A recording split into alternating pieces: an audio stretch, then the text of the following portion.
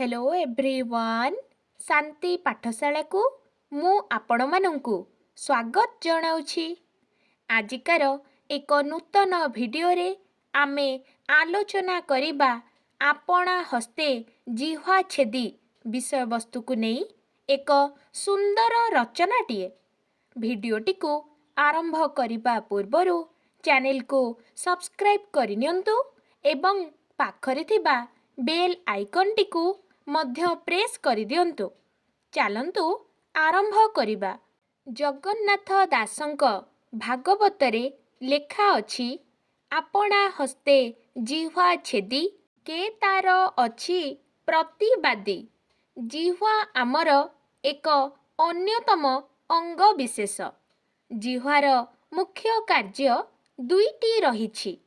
जिह्वा साहाय्यरे आमे आम मनर भाव प्रकाश करिबारे समर्थ हेउ, अर्थात कथा कहिथाउ एवं उदर पूर्ति पाई खाद्य ग्रहण कला बेले तार स्वाद बारी पारु।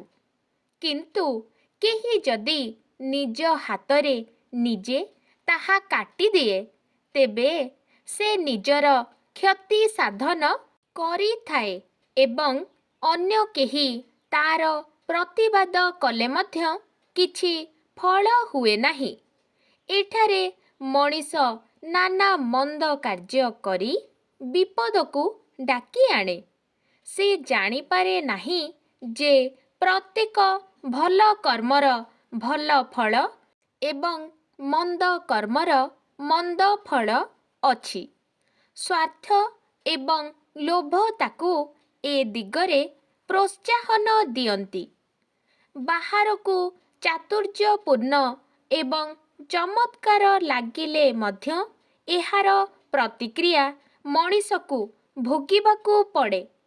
लांच मिछ सरकारी पांठी आत्मसात करुथिबा भद्र कर्मचारी जनक जेल दंड भोगिले ताकू केही से लज्जेरु रक्षा करी पारंती नाही।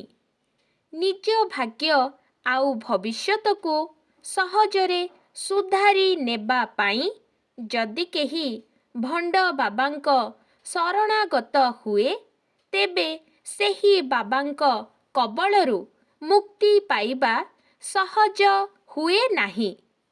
अधिक धन प्राप्तिर आशा रखी केही जदि चिट फंड रे अर्थ विनियोग करे तेबे तार समस्त क्षति पाई से निजे ही दायी। छात्र छात्री माने पाठ पढ़ारे मन न देई जदि परीक्षारे असत उपाय अवलंबन करंती सेठारे मध्य सफलतार जेउ कला दाग लागी जीव सेथिपाई से निजे ही दोषी। मद्यपान करिथिबा गाड़ी चालकर जदि दुर्घटनारे मृत्यु हुए तेबे ता पाई से निजे ही विपदर कारण हेब। सबु जानी मध्य जिए निजे निज पाई गात खोले सेठारे आ बलद मोते बिंद परी नाना दुर्जोग आसे। एही प्रसंगरे आपणा हस्ते जिह्वा छेदीर प्रबादटी प्रचलित अछि। आजिकार भिडियोटी आपणंकु किपरि लागिछि कमेंट माध्यमरे निश्चय जणाइबे एवं लाइक शेयर सब्सक्राइब करने को जमारू भूलिबेनी। धन्यवाद।